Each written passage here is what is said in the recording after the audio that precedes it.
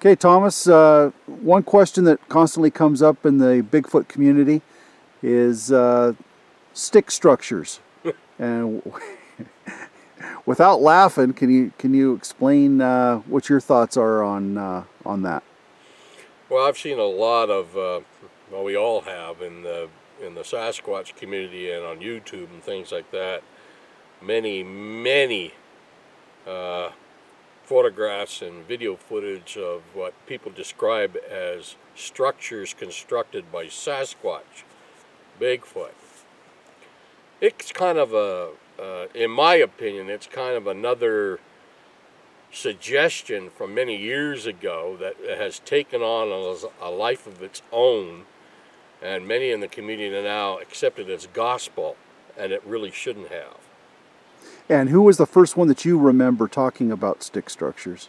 Well, stick structures, I think, again, was along with twisted trees. I first heard about one from a late friend of mine named Bob Titmus, who first suggested twisted trees back in the 1950s and came up with shelters as possibilities not too long after that.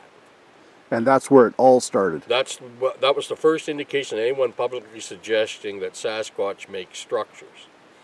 But, you know, a lot of these stuff I see on video and films, they wouldn't keep the weather off a chipmunk, let alone a Sasquatch. I don't see how.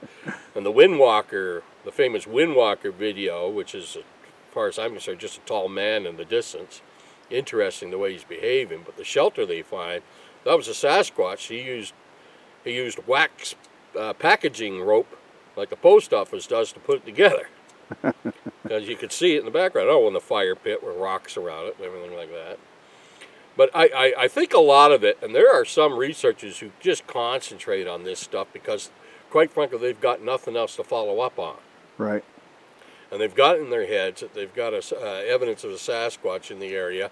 And when I ever suggested it's probably nothing except natural formations caused by weather and time or people, right, they get mad. Yeah. And they get very upset.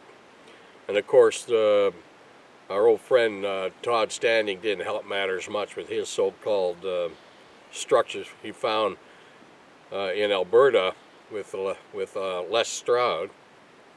And no one ever questions why these stick structures are always just 40 feet off a cut line. Right. You know, I mean, what do they think happens to the trees when they cut them down on the cut line?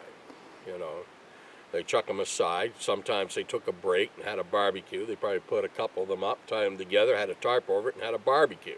Right. You know, take the tarp away when they're done, but they leave the sticks. Right.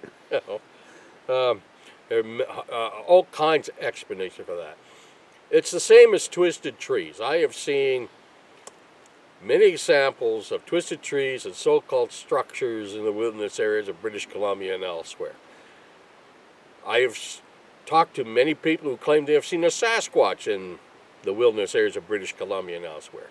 But I have yet to find one reliable witness who saw a Sasquatch in a structure. Or twist a tree. Right. All right. Thank you very much, Thomas. You're welcome.